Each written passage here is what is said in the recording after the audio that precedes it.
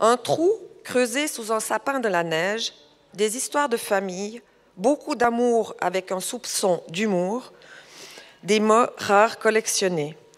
Voilà des sujets qui vous ont accompagnés depuis septembre dernier. Il n'y avait pas que le Covid. Alors merci à vous qui avez lu les livres du prix Chronos, notre concours de lecture intergénérationnelle. Il y a 4 ouvrages qui ont été sélectionnés dans l'ordre de l'éditeur. On commence comme ça, avec Le secret des Aurélie, qui est paru aux éditions Didier Jeunesse et dont l'auteur est Nathalie Sommers. Vous l'avez sur l'écran. Peur dans la neige de Sandrine Beau, qui est un livre qui est paru aux éditions Mijade. Il y a aussi Tranquille comme Baptiste de Yael Hassan, paru aux éditions Syros.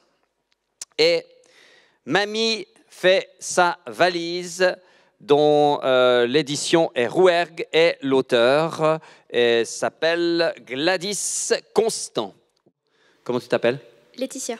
Laetitia, quel est le livre que tu as préféré? Moi, c'était aussi Tranquille comme Baptiste, mais c'était plutôt l'histoire d'amitié entre tous les personnages qui... Très bien, merci beaucoup. Côté senior, peut-être madame, vous avez lu les livres? Oui, vous êtes partie du jury, c'est ça? Il semble. Il semble. Est-ce que j'ose vous demander quel est le livre qui vous a le plus touché? Alors, moi, j'ai beaucoup aimé tous les livres. C'est très difficile de choisir, surtout maintenant que je m'éloigne du moment où j'étais passionnée par chacun de ces livres. Mais j'ai bien aimé aussi celui dans la neige. Oui, Peur dans la neige. Il y avait Peur dans la neige, bon, il y avait le problème de la peur, et puis de ce monde blanc, comme ça, c'est...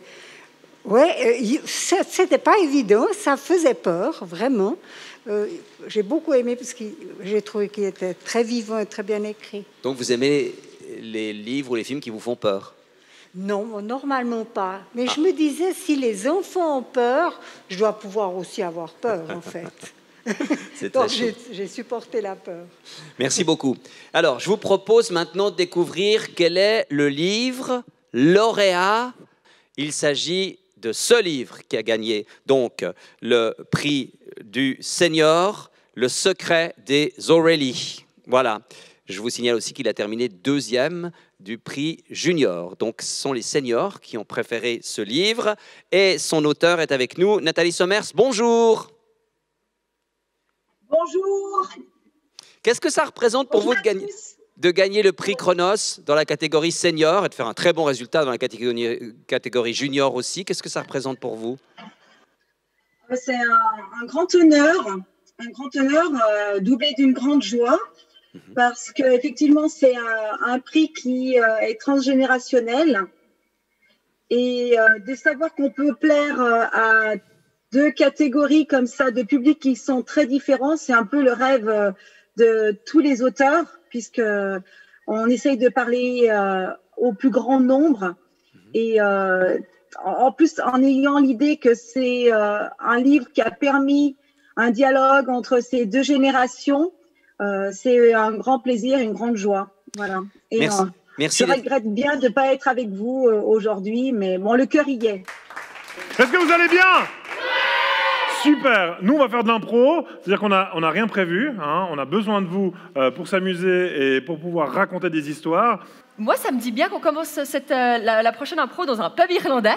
Okay. Puis après, on verra où on ira, suivant l'improvisation. Alors, on va refaire le petit décompte.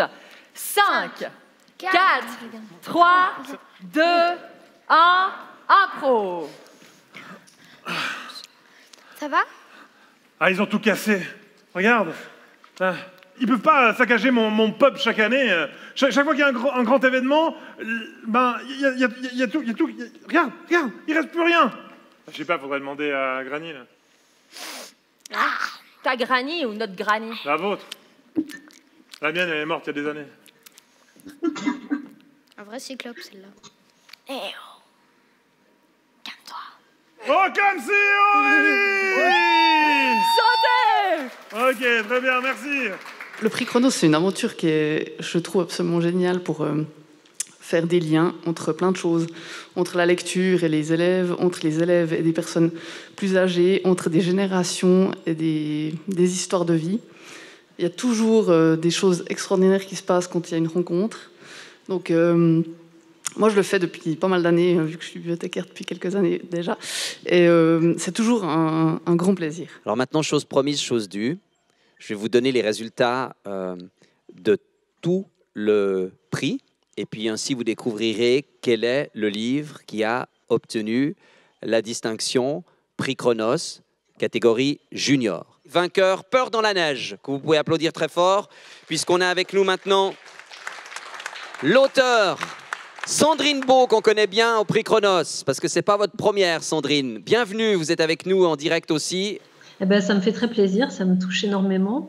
C'est vraiment un prix en plus qui me tient à cœur parce que moi, j'avais des grands-parents que j'aimais énormément et qui m'ont énormément apporté, qui m'aimaient aussi beaucoup.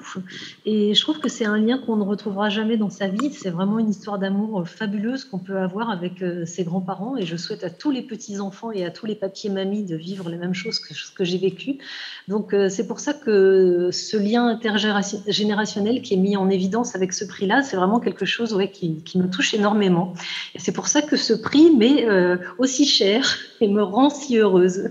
Je voudrais qu'on applaudisse très fort Sandrine Beau, qui est lauréat avec Peur dans la neige du Prix Chronos, section junior. Bravo, Sandrine. Est-ce que vous savez déjà la fin du roman avant de l'avoir commencé? Alors, j'imagine un peu une fin, mais très souvent, ça change. Je me suis bien reconnue dans ce que disait Nathalie tout à l'heure. C'est vrai qu'on a souvent peur de ne pas faire une fin qui soit à la hauteur de nos attentes. Et si j'ai déjà une idée, ça va souvent changer. C'est comme si les personnages prenaient le pouvoir dans mon histoire et comme s'ils m'emmenaient là où ils avaient envie de m'emmener, comme s'ils prenaient vraiment vie. Donc, j'avais quand même comme idée, moi, ce que je voulais absolument placer, c'était l'histoire d'amour entre Marcel et Mamilia, parce que je trouve qu'on valorise beaucoup dans nos sociétés les gens jeunes et très peu les personnes âgées, et on parle jamais, par exemple, d'amour au sein d'un couple de personnes âgées. Et je pense qu'il n'y a pas d'âge pour l'amour, il n'y a pas d'âge pour les sentiments, pour les émotions. Et c'était très, très important pour moi qu'il y ait cette histoire d'amour qui vienne à la fin du roman. À qui voulais-tu poser la question?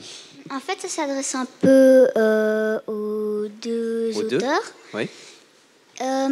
Moi, j'aime beaucoup écrire aussi. Je voulais vous demander comment vous faites pour trouver vos mots, comment vous vous inspirez et tout. D'accord, on commence peut-être par Sandrine, puis ensuite Nathalie. Alors, moi, je trouve que pour trouver des idées, le mieux, c'est de ne rien faire au départ. Ça semble un peu bizarre, mais s'installer quelque part et s'obliger à ne rien faire, c'est-à-dire ne pas être sollicité par des écrans, par un jeu, par autre chose, c'est ça qui va mettre en route l'imagination. Alors, pour moi, je dirais il y a deux phases. Il y a, en fait, au départ, il y a la première étincelle qui va donner envie d'écrire une histoire. Ça peut être alors n'importe quoi. C'est une rencontre, c'est un événement auquel on assiste, c'est quelque chose que l'on vit, que l'on voit autour de soi, une émission qu'on va pouvoir regarder à la télé. Et on se dit, ah tiens, et si cette personne, elle faisait cela, et où là, ça commence, mais c'est juste, on va dire, les premières étincelles. Et puis après, il faut mettre du bois sur le feu pour que ça fasse vraiment un livre. Et là, je chausse les baskets et moi, je vais courir plutôt. Mais c'est un peu dans le même principe, c'est que ça vide la tête. Je ne sais pas pourquoi, mais quand mes jambes fonctionnent, ma tête se libère et quand je bloque, ça permet de trouver des idées plus facilement. Donc, je ne sais pas pourquoi. Moi, c'est en courant que je débloque les idées. On va improviser dans l'ambiance du dernier livre. Et pour ça, j'aimerais savoir un petit peu qu'est-ce que vous avez aimé dans ce dernier livre, genre qu'est-ce que vous auriez aimé avoir comme trésor à la place de l'argent? Genre qu'est-ce qu'on aurait pu mettre autre chose que de l'argent dans cette cachette? Vous avez une idée? Quelqu'un a une idée? Ouais, pardon, je voyais pas ta main. Ouais. Une chambre cachée, ok. Donc, ok, sous la neige, une chambre cachée. Ça vous va? C'est hyper cool, ça. Ça vous va? Ouais. Non. Pourquoi? Il a volé la chambre de chez Mamilia? Quoi? Oh oui. Oh. Et je l'ai cachée dans la forêt. Oh. Et vous ne la retrouverez jamais. C'est trop tard. C'est toi qui as pris mon doudou? Je prends tout ce qu'il y a dans la chambre. Eh bien, écoutez, c'était un très joli moment que vous nous avez offert. Et effectivement, l'équipe de l'Élysée est très, très forte parce que dès le début, ils nous ont vraiment impressionnés en se lançant sur le Moyen-Âge. Donc, bravo à eux et puis bravo à leurs encadrants. Merci Sandrine, merci Nathalie, des applaudissements encore une fois pour vous et bravo pour ces 2 prix Chronos 2021. À bientôt. Au revoir. À bientôt. Merci beaucoup. Au revoir. L'occasion aussi de remercier ici le jury senior, celles et ceux qui ont sélectionné les livres, et vous remercier les élèves de votre patience aujourd'hui et d'avoir été bien présents. Vous pouvez vous applaudir vous-même, voilà, c'est largement mérité. La direction du Collège de l'Élysée, la direction de Pro Sénéctouté, et par la même occasion, je voudrais remercier vous toutes et vous tous qui étiez en notre compagnie. Je crois que vous étiez plus d'une centaine, hein, mais on cumule encore avec les classes, ça fait même plus. C'est en tout cas le chiffre que j'avais pour le live. Merci infiniment de nous avoir accompagnés, d'avoir partagé avec nous pendant ces quelques minutes de bonheur pour le prix Chronos. Et puis on se dit, on l'espère, en présentiel. Vive le prix Chronos 2022, tous ensemble, on se retrouvera. À bientôt, merci, au revoir.